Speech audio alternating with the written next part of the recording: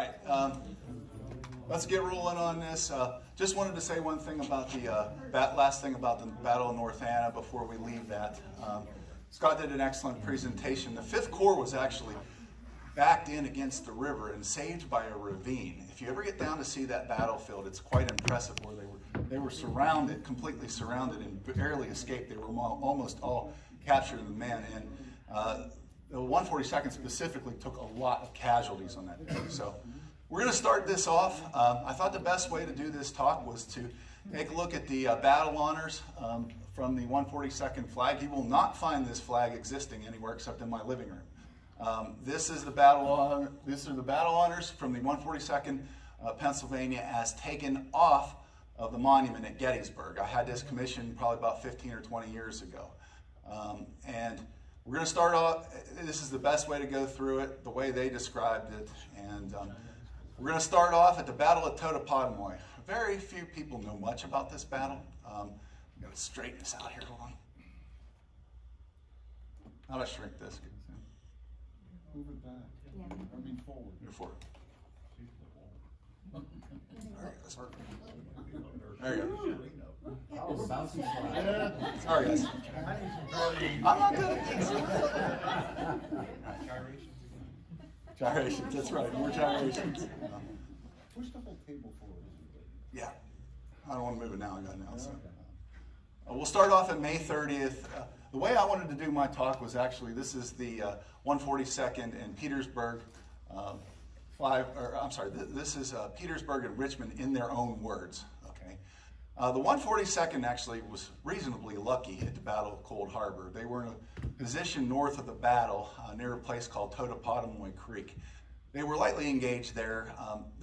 They did not have significant casualties. Mostly during the Battle of Cold Harbor, they were involved just in skirmishes, and there was minimal casualties. But one of the interesting things here is this is a quote from Jacob Zorn, where he talks about they were participants in the battles of 5th and 6th, Laurel Ridge, North Anna, Totopotomoy was the battle that they had just come through, but they were not significantly engaged, which makes me wonder why they put it on the flag or the battle honors.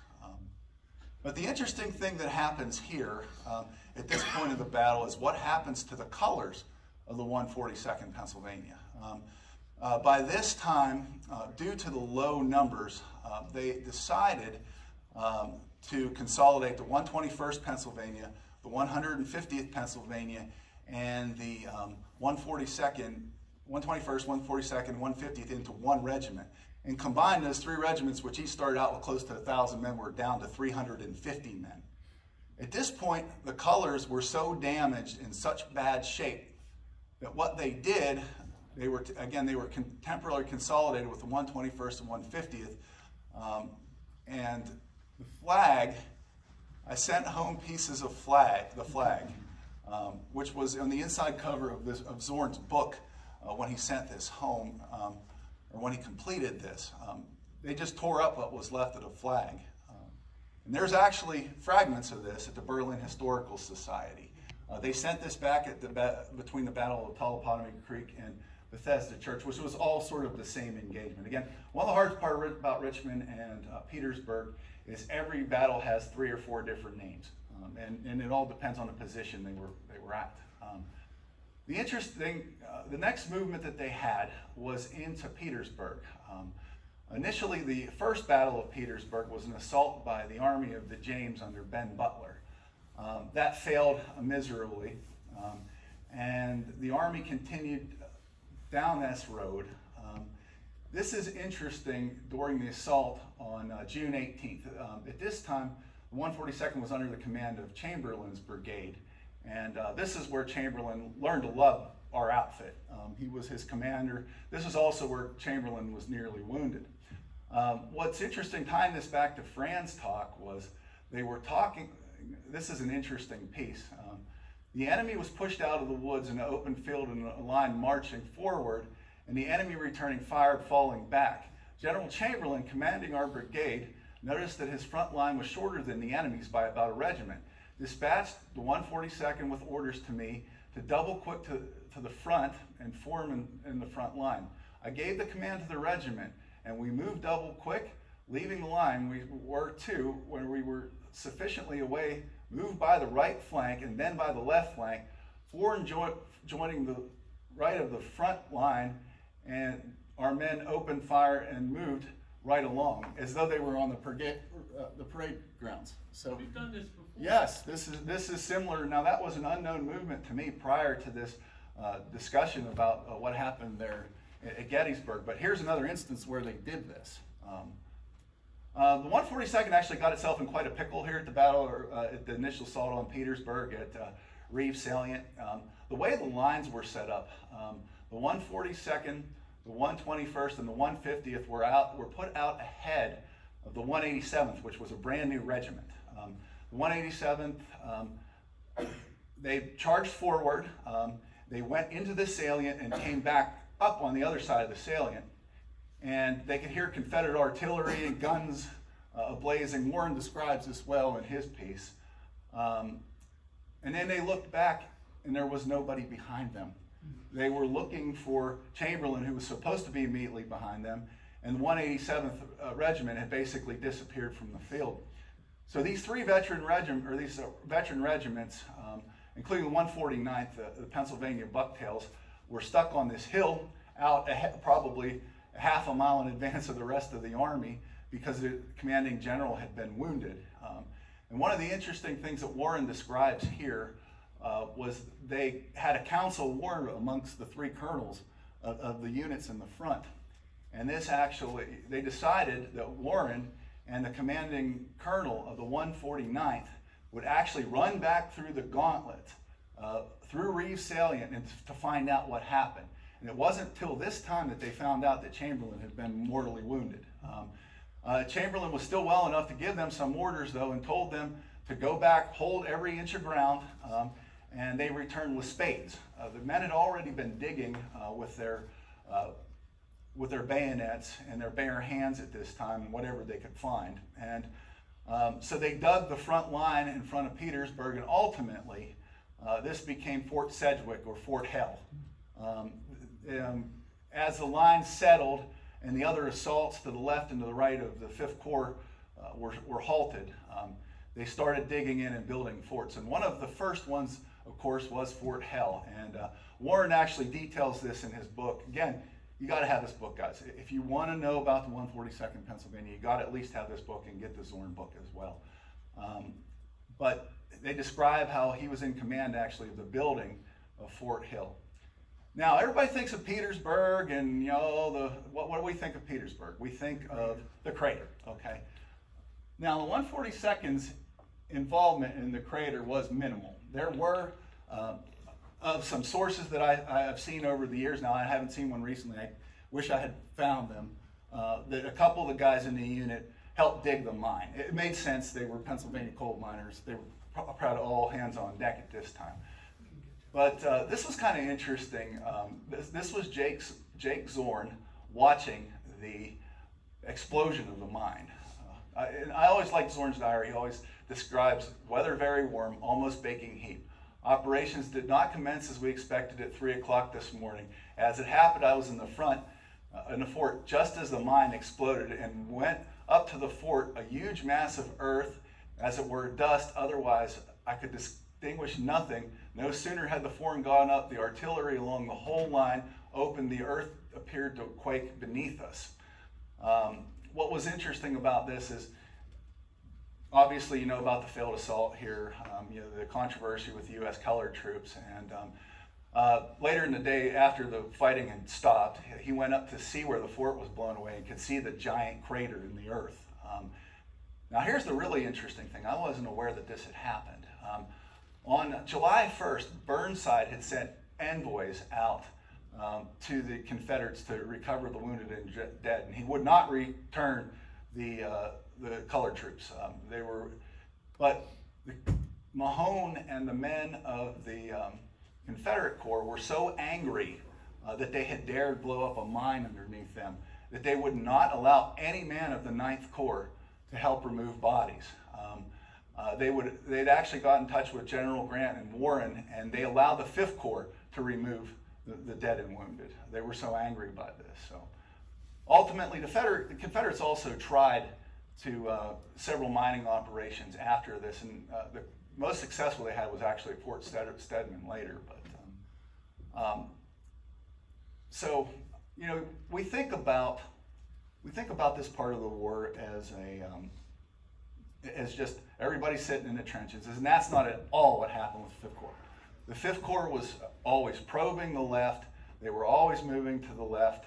They were always trying to find a weakness in the line. And as Ryan and I said over the years, we've always said that they were used as shock troops, and that's about the closest thing that we have here. They would send these tiny regiments that had been in since the beginning of the war, and most of them were 1st Corps regiments to probe the line.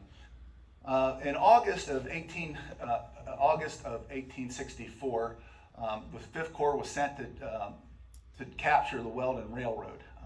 I actually have a piece of the Weldon Railroad, and if you guys want to reach back in underneath those hats that are sitting there, there's a piece of rail line that I'd actually got as a, you can pass that around. You can still hear their train.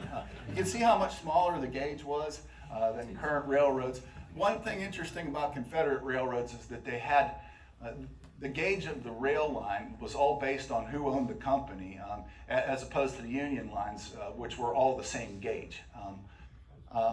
But again, they moved forward, and initially the 142nd had run into cavalry group, and ultimately they continued.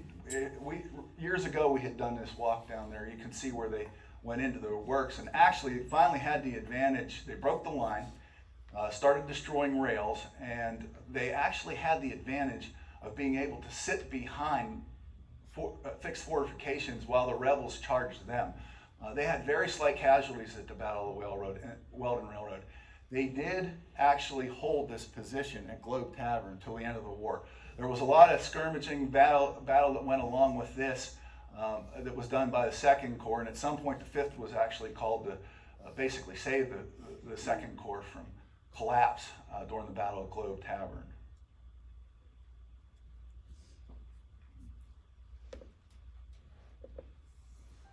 Sorry.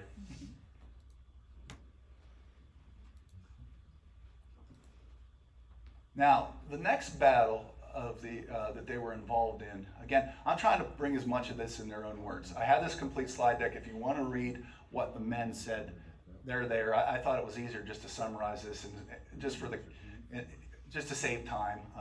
I can send anybody that wants this slide deck, and you can read them. And these are all in the Sergeant Story by Jacob Zorn, and they're also in the regimental history we have here today. The People's Farm, or what was called Poplar Grove Church, okay? Again, it was so hard to keep track of these things. I had not known until last week that the Battle of People's Farm was the Battle of Poplar Grove Church, because I was trying to find information on Poplar Grove Church, because that's on the flag. That's what it was designed on the 142nd flag. They got themselves into quite a pickle at People's Farm, and actually the 121st and the 142nd, as usual, were right along with one another, and they were enfiladed at the Battle of People's Farm. There were a lot of the 121st taken captive, including Colonel Warner of the 121st. Fortunately, the 142nd was actually in a position where they were able to actually get out of there, but they were enfiladed from their left down the line, and they had no idea what was really going on at this time. You know, I've not read a lot on this battle. I've looked at some of the position maps, but this was certainly one of their more harrowing parts or battles during the Petersburg campaign.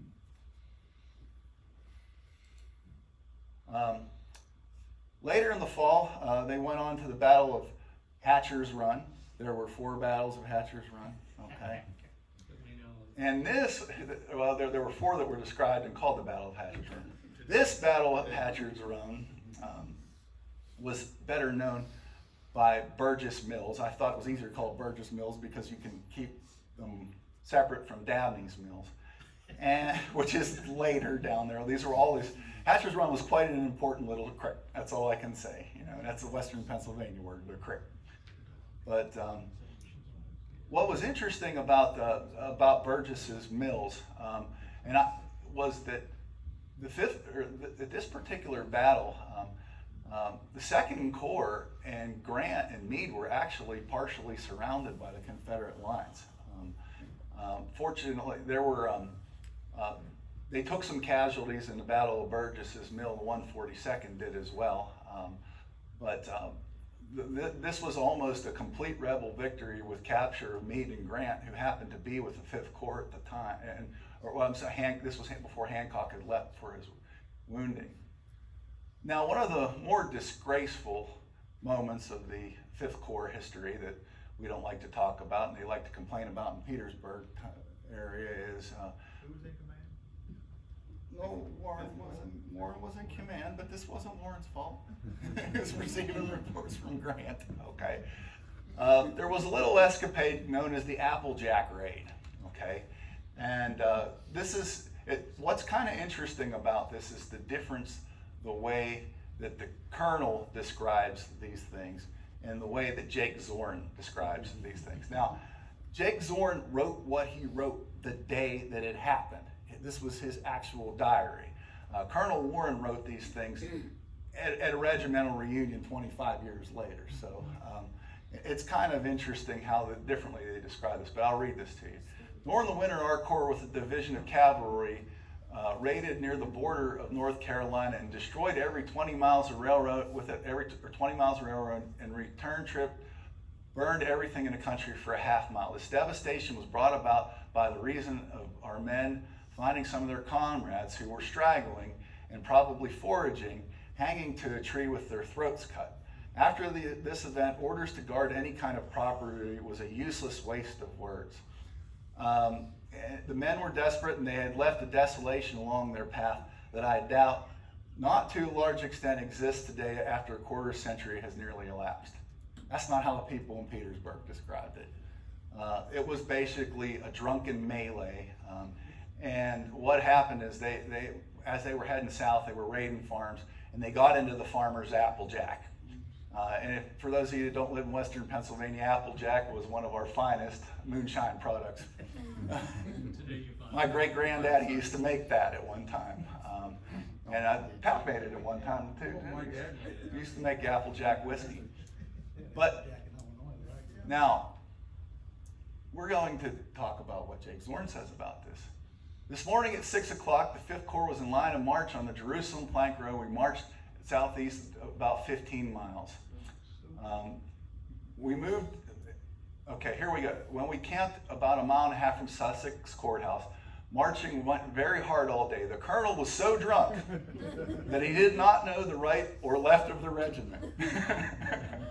Our march from the camp to the river was about 15 miles from the river to where we camped 5 miles, passed through a pretty fine country and better buildings than in the northern part of the state.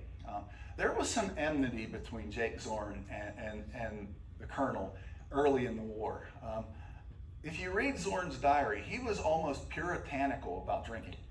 He had one point in the early part of the war where he drank and got drunk with the guys and felt terrible about it because he was the first sergeant. The first sergeant wasn't supposed to do this. A lot of the other guys in the group were not that way. And he often mentions Colonel Warren drinking. But this comes into play a little bit later. But these are things that there's a reconciliation here. So Pat, the colonel here is Horatio Warren? Horatio Warren, yeah. Horatio Warren was the colonel of the 142nd Pennsylvania from the Mine Run Campaign. Alfred McCalmont had taken over until November. And at that time, McCalmont was upset that he couldn't get a full colonel's promotion because of the size of the unit. And he actually took over command at Camp Curtin. And Warren was the colonel the whole way through after Cummins was killed. And but they had, like I said, they had a kind of interesting relationship. But the thing that happened that was most important during the Applejack Raid was the total destruction of the Welland Railroad. It ceased to exist at this time. I don't know if everybody got to see that little piece of track that I was passing around. You guys can certainly tell, just don't walk off with it. That was dug by one of the people that lived not far from where the Globe Tavern site is. Got it on eBay for $50. I thought that was cool. But now we get to Dabney's Mills. Okay, this is the much more famous Battle of Hatcher's Run. This was in February of 1865. After the Applejack Raid, they went into winter's quarters, and they started out earlier in the year than they normally would. Usually, they would start assaults. They'd wait till the weather was better, but at this point, Grant wanted to end the war. They wanted to end the siege, and they decided to attack in February. The most famous casualty of the Battle of Hatcher's Run or Dabney's Mills is Sally. That's right. Sally with the 11th Pennsylvania was killed, and the men actually were under fire and stopped to bury her. We have more of a tie into Sally, as the original colonel of the 11th was Colonel Dick Coulter, who became Brigadier General Dick Coulter later, and we served under them in the final battles. They lost 7 color bearers, 142nd did, at the Battle of Hatcher's Run, or Dabney's Mills. One of the things that happened to Zorn, though, is he'd happened to be away visiting some of his friends in the 6th Corps, and he missed the battle. He missed the battle. He was the first sergeant of Company F, and you can read from his writings here that he was very, very upset about this. When they gave the order while he was away, and he heard the shooting was going to go back, and they told him to stay where he was. So he missed the Battle of Hatcher's Run on the 4th, 5th, and 6th.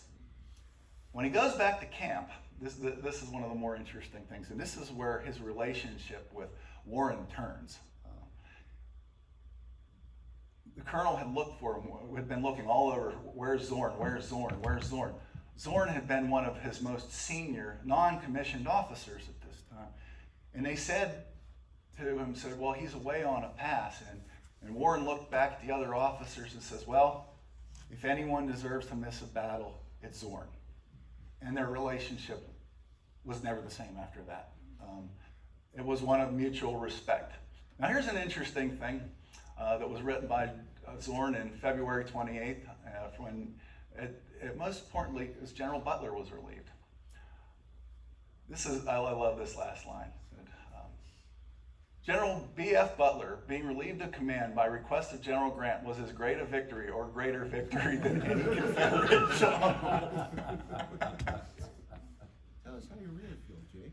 What's that? Tell us how you really feel. Yeah, well, we're getting there. We're gonna get Scott's buddy Sheridan here at the end. So, one of the interesting things that happened in March 3rd, and the only reason I pointed this out was this is where we received our last Corps badge, and this is the Corps badge of the 142nd at this point.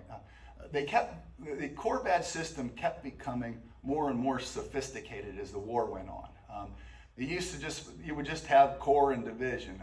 By the end of the war, you would have, because they were allowed to keep the First Army, the First Corps badge and the 5th Corps badge, and they would actually go down to the brigade. This would be 5th Corps, 2nd Division, 3rd Brigade. Company H, of course, was my ancestors' division. And their commanding officer was General Hoffman at this point was General Hoffman from the 56th. And from what I've seen of this, the unit didn't like him very much. By history, he was known to be a very stickler with the rules. He was very Martinet-like. At one time, he reviewed the 142nd, described him as the worst drilled outfit that he'd ever visited. I mean, it's hard to say that on an outfit that only had about 75 guys left at this point. I see nothing's changed. But 2 days later, General Dick Coulter of the 11th Pennsylvania became the final brigade commander of the 142nd. And this became important. You'll see in a couple of weeks. They all like Coulter. I've been down to Dick Coulter's grave in Greensburg, and this Corps badge is on his tomb. He has it on the side of his tomb. He has an above ground coffin. And we were talking about General Coulter last night. His son Dick Coulter Jr. Actually commanded one of my relatives in the Pan Am War, and he was commander of in the Philippines. This one I like. This is where you can see the relationship between Zorn and Colonel Warren change. Weather favorable. At 12 o'clock, the regiment was formed to present Colonel Warren with a new horse. The regiment gave 3 cheers, and the brigade band played a few airs, and the regiment dispersed. It is said, and I think I can plainly notice, that Colonel has quit drinking. It's because he cut him a break for missing the battle. Things haven't changed much in 160 years. The 142nd had an interesting experience with the assault on Fort Stedman in March 25th, 1865.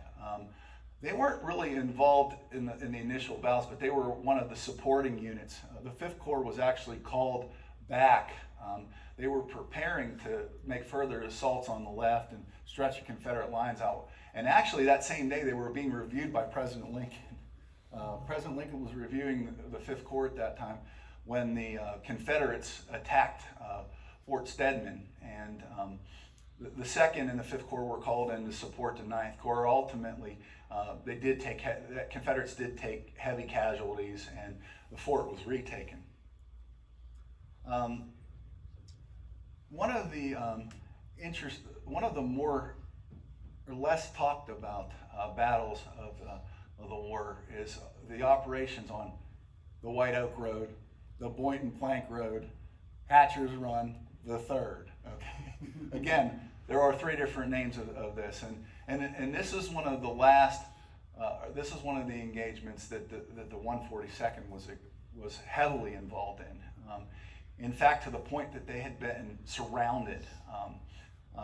And initially, they thought that they were just going to have to guard wagons. And about 8 a.m., an orderly brought me word to drop out of the line. And this is March 31st, 1865, the day before 5-4. So the 121st and the 142nd were to guard wagon trains.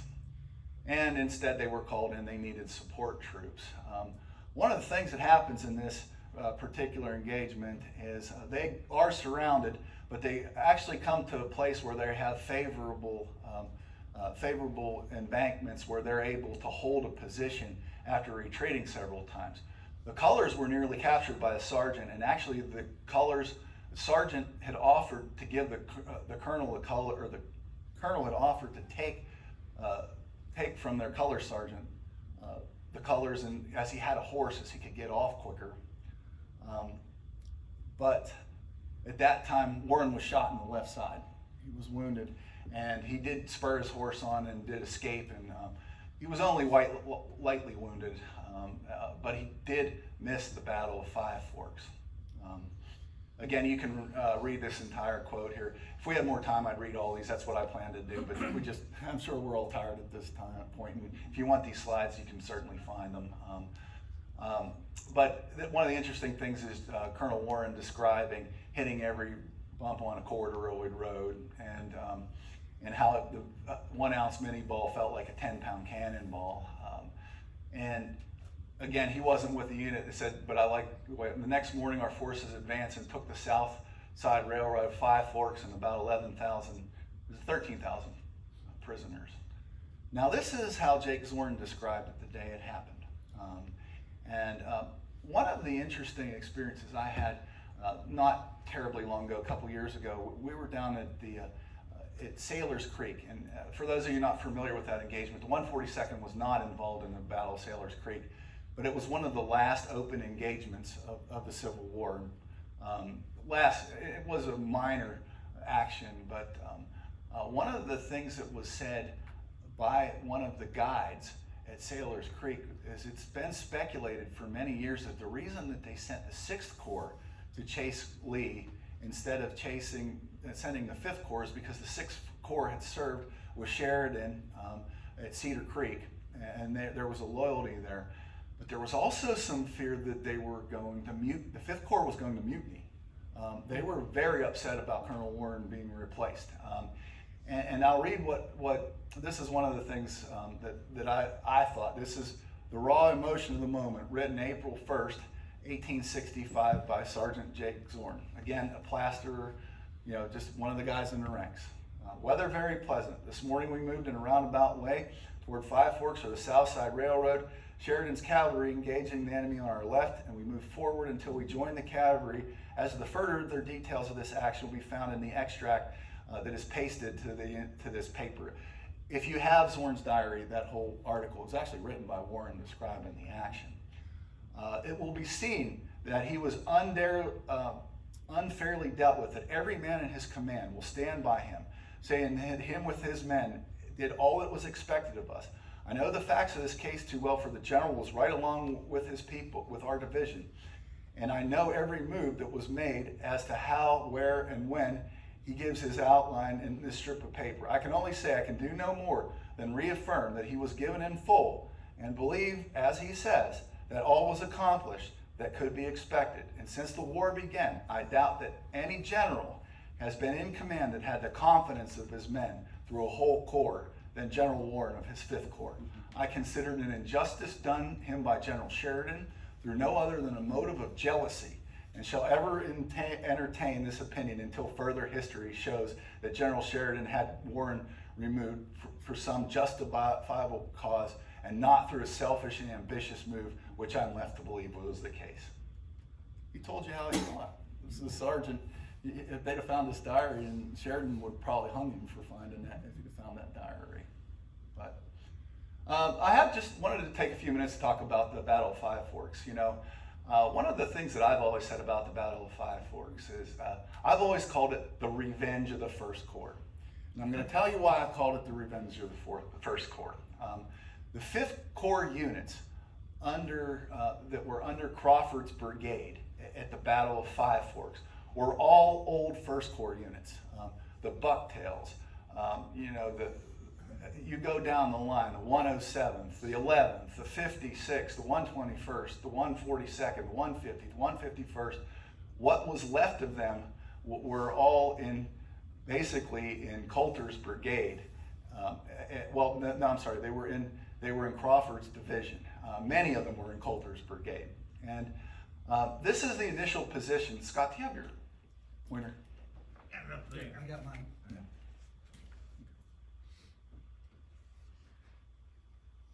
General Crawford is Samuel Crawford. General Samuel Crawford. General Samuel Crawford is an interesting guy for another reason. He's probably the only man that saw the war begin and the war end. He was on staff at. Yeah, yeah. Okay. Very top left. He's a doctor. He needs a nurse to do it. Hand that to me.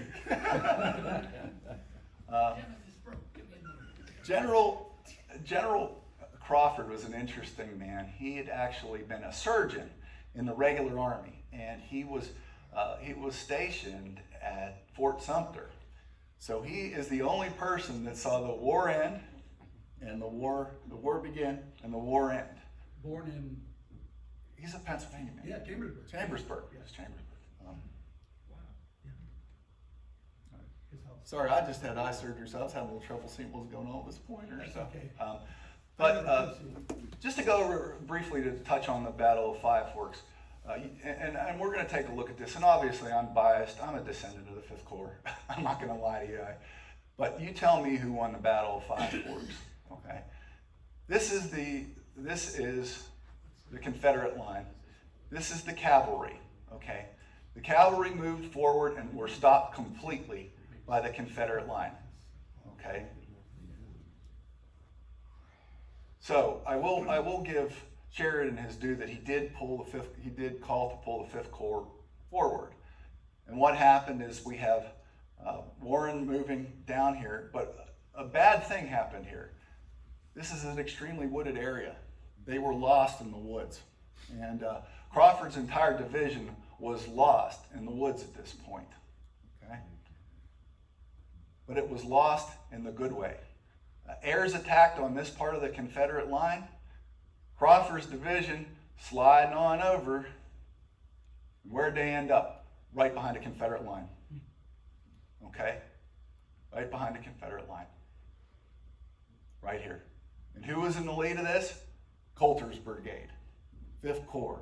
142nd Pennsylvania, 121st Pennsylvania. At this time, the 142nd and 121st were consolidated into one unit because between the two of them, they only had 150 guys to put in the field. And Crawford sweeps the Confederates off the field into the cavalry and takes the Five Forks, and they take the South Side Railroad. Now I ask you, what movement won this battle, and why was Warren removed from command? You know, say what you want about the man earlier in the war. Scott and I have gone back and forth about this, but he did not. He got a raw deal at Battle of Five Forks, and it took him the rest of his life to clear his name. His career was ruined. You know, he had taken his case to Grant, and Grant was never going to go against Sheridan. Grant could have stopped this whole thing. It was the end of the war. There was no need for it. Years and years later, on his deathbed, General Warren was cleared of all charges and all wrongdoing at this time. But by that time, it was too late. This is a quote from Joshua Lawrence Chamberlain, who was back with the Army at this time. He was thought to be mortally wounded at Reeves Salient. I will read this because it's quite interesting because it describes our movement. There were, however, some guns further up on the Ford Road. Whether those at first under Ransom's or Refuse flank, or those were hurried from Pegram's command on the White Oak Road to the support of the breaking, essaying to cover the Ford Road. Of the capture of these, there is no doubt. These, Major Westfunk, a strange misnomer, but a better name in German than in English, showed some sparkle in his blood, actually took by personal touch, both ways, first dodging behind trees before their canister, then shooting down their horses and mules, attached to the limber, as well as the gunners who stood by them.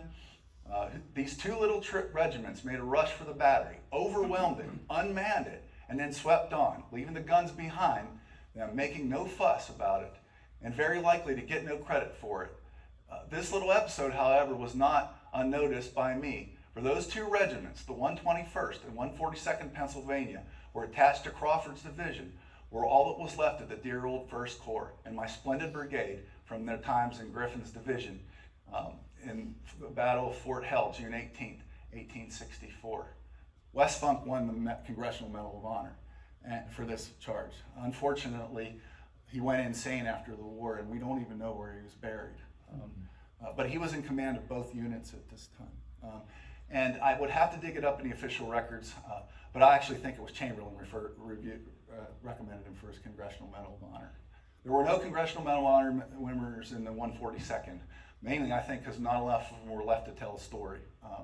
But this was the only Congressional Medal of Honor amongst the two regiments.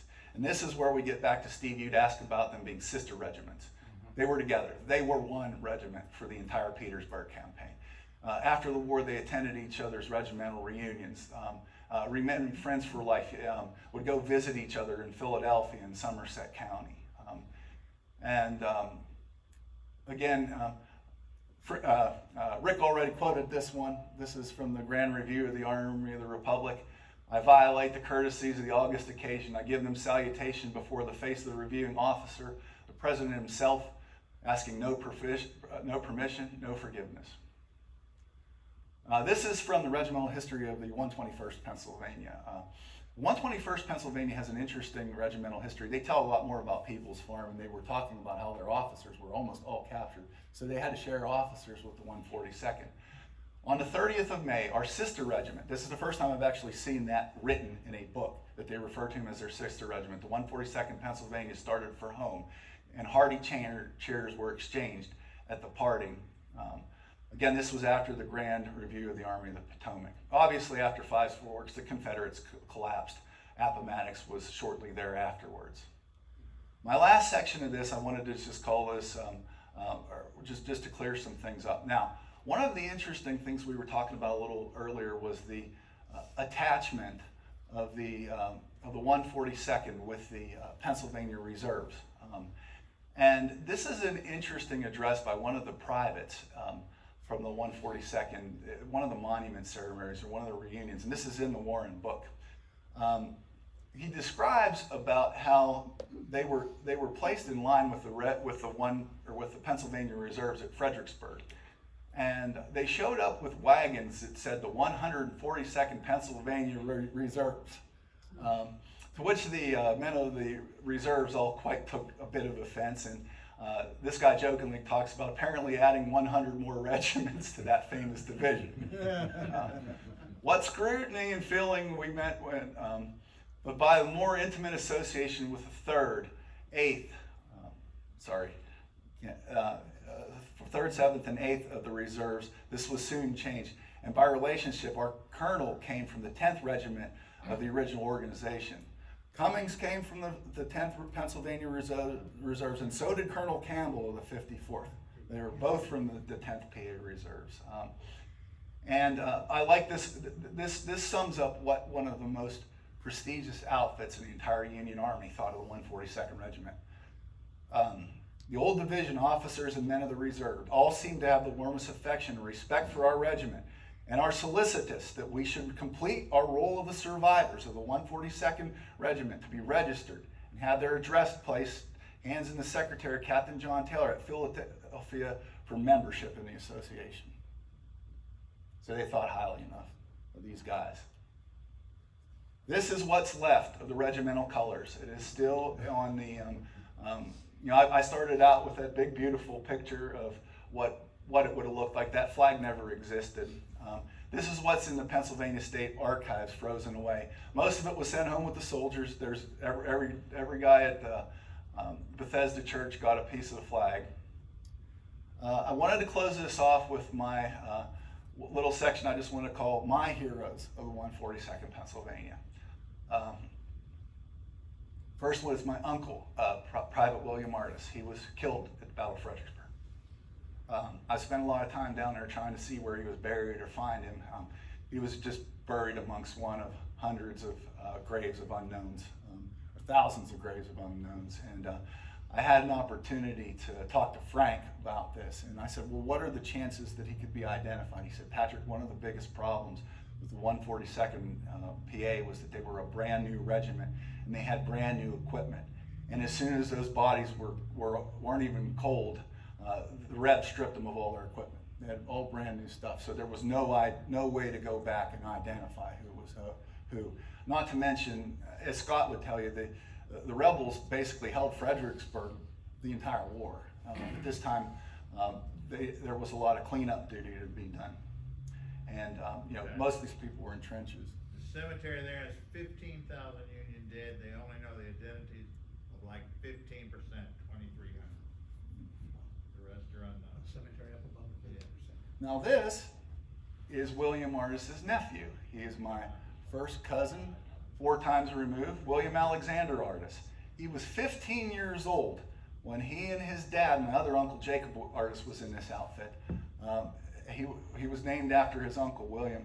He was 15 years old when he was mustered in, and 15 years old when he was at the Battle of Fredericksburg. He was captured, and according to the archives, he was sent to Libby Prison, which didn't make sense. They wouldn't have sent an enlisted man to Libby Prison. He was almost certainly sent to Belle Island. Okay, he was recirculated back into the 142nd Pennsylvania because they did it by alphabetical order amongst enlisted men, and his last name was Artis. So he was recirculated back into the 142nd Pennsylvania 6 days before Gettysburg. On McPherson Ridge, he was wounded 4 times, including a through and through in the spine. And he lived until 1923. And he's buried in Connellsville Cemetery. He did spend the rest of the war. The nice thing about being an 17-year-old guy wounded that many times is you got a better chance of recovering from it. But he was one of the last guys, last surviving members of Company. He may be the last surviving member of Company H. They had a huge funeral for him in Connellsville. I have his obituary, but he was 15, and actually he attended the monument. Him and my uncle Jacob, who was 48 years old when he enrolled in the 142nd Pennsylvania, they attended the monument ceremony. This is my uncle Henry Gray. My grandpa knew him when he was a little boy. He used to spin yards about the Civil War. He was in Company C. He was mustered in '64. His only battle that he was in was at Peebles Farm. And he got sick after that. He was actually in the hospital most of the end of the war. although he was well enough to participate in the Grand Review. This is my great-great-great-granddad, William Rittenauer. William was wounded on the first day of the Battle of Gettysburg in the left thigh and spent the rest of the war in and out of hospitals. He was, if you look at the rules, it says he was absent in the hospital at muster out. He never recovered from that wound, but he never allowed them to amputate his leg. This picture was taken about, we think this was about 1910, somewhere on the Yacht Dam. That's a fishing pole in his hand. Which leg was it, Pat? It was his left leg. You see, well, you see it, well. Yeah, his right leg is bent at the knee, his left leg is straight. It's straight. So it had to be short. Right. He suffered with the wounds the rest of his life, and they said at times he'd be sitting at dinner and there'd be pieces, fragments of shells that came out. It was like basically as Rick and I discussed, he probably had chronic osteomyelitis of the left leg. It's amazing it healed.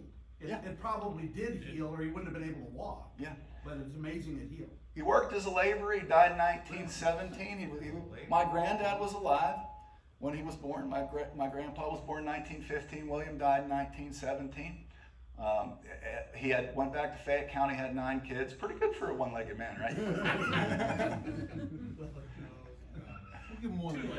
And this is his surgeon's certificate, and this is a great family heirloom, because all the times one of the things about Civil War history is everybody likes to embellish. Well, my dad was here, my dad was here. My great-granddad was wounded, gunshot wound to the left thigh, July 1st, 1863 at Gettysburg. Nature missile was amazing he kept his leg. Yes. This is William's grave, and Dad and I went down there. His GAR marker was stolen because now people steal bronze markers, so we had to replace it with aluminum. This is that in Berlin, Pat? No, that's down in Connellsville, Oh, really? a little town called Vanderbilt, Pennsylvania. Remember, my ancestor was in Company H. He was from Connellsville. This was his cousin, or I'm sorry, this was William's nephew, who was the same age as him. He was in Company H of the 142nd Pennsylvania, and he left after the Battle of Fredericksburg because he started taking seizures. And in their pension records, there's a handwritten note by my great-great-great-granddad attesting that he had never had seizures prior to his time in the Army. This is, this has mine of its own here. This is Captain Joshua Duchesne. He was the captain of Company H. And to me, he was a hero for a different reason, not because he was my granddad's captain and signed his pension, because he spent the rest of his life making sure that all Civil War veterans from Fayette County received their pension. And his wife, or his daughter, became an attorney and spent all of her time trying to make sure that those men were properly taken care of. He died in 1908, or 1909. He's buried about 45 feet from my cousin, William Alexander Artis. The most interesting member of my family was a distant cousin of mine, Jacob Bittner. Jacob and his brother Joe were here on McPherson Ridge on July 1st. Joe was a corporal, Jacob was a private, and Jacob stood next to his brother when he was killed instantly by a minie ball. And if you get time to ever look at this slide deck, every time I read Jake's obituary, the hair stands up on my neck. This man fought in every engagement from Fredericksburg to the end of the war and survived it unscathed. He was also one of the last 2 surviving members of Company C. We believe the last surviving member of Company C was Uncle Henry. Was my Uncle Henry Gray. He was one of the last 2 at least, because he died in 1920 and Jake died in 1915. And of course the Colonel, former High Sheriff of Somerset County. We looked at these earlier. This is Captain Heffley at Company F. All these pictures are at the Berlin Historical Society. Please get there sometime. They have all of our relics there, all the major ones. And of course, our storytellers. Ratio Nelson Warren, who moved back to Mercer County because he was from Company A. They were from Mercer County. He lived there for a number of years, and not terribly long ago, I was contacted by a woman who had bought his house and was restoring it. And I told her once she got it restored, we'd like to come up and see it. But ultimately, his family was from Buffalo, New York, and he moved back to Buffalo, where he practiced law for a number of years. And he actually owned a countertop business in Buffalo. I'm learning more and more about the Colonel, but certainly he's one of my heroes. And I mean, you can imagine that this guy started out as a second lieutenant and got our guys the whole way through the war. And of course, my favorite stories teller Sergeant Jake Zorn.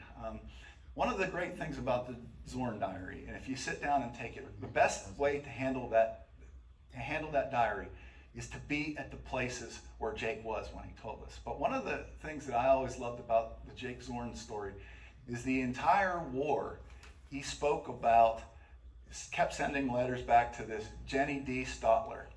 And at one point in the war, he actually sent a letter where he poured his heart out to her, and that he wanted to be with her and wanted them to be a couple.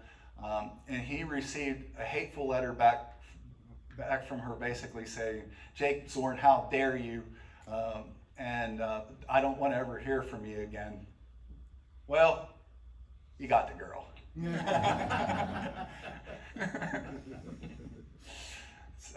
Shortly after the war, they were married in Philadelphia. And Jake's first sergeant's uniform is also in the Berlin Historical Society. And just a few things about the last casualties of the 142nd Pennsylvania. January 27th, I like this note from Jake Zorn about this gentleman, William Raymond. William Raymond got pretty drunk on his quinine whiskey with the boys, and they're having fun with him all day, having him talk English, as he won't speak anything but German when he's sober. He's one of our good-natured, easy characters. He was also the last man of company after to be killed in the Civil War. The last man of the 142nd to be killed in combat, now this doesn't count people who died in the hospital later because that's impossible to tell, was a private, they misspelled it, this is his he's buried at Poplar Grove Church. His name was Ringgold Markle of Company C. He was shot and killed on April 2nd, the day after the Battle of Five Forks. You imagine that was their last engagement. Of course, he got killed the day afterward in the skirmish. But Rich and I have been there. Chris was with us. Remember, we did we actually read a prayer at his grave. I can't find that picture. I would have put it in a slide deck. Now, one of the absolute last guys to die from the unit died on a train home. Charles Barnt, Company D, 142nd Pennsylvania Regiment, died May 31st, 1865, aged 26 years. Deceased entered the service 1862 and served till the close of the war when the whole regiment was discharged. On returning home with his comrades, he was accidentally killed on the railroad while standing on the top of the car. His head struck a bridge, killing him instantly. To the disappointment of his friends, his officers gave him the reputation of brave and faithful soldiers. All the company were present at his funeral. Could you imagine getting the whole way through the hell these guys went through, getting killed on a train on the way home? He was a good fighter, but not was fun. Yeah. And our favorite hero, the 142nd Company referee and athlete. He wasn't. Is that you? I think it is. I thought it'd be a good way to finish this off by paying a short tribute to Keith.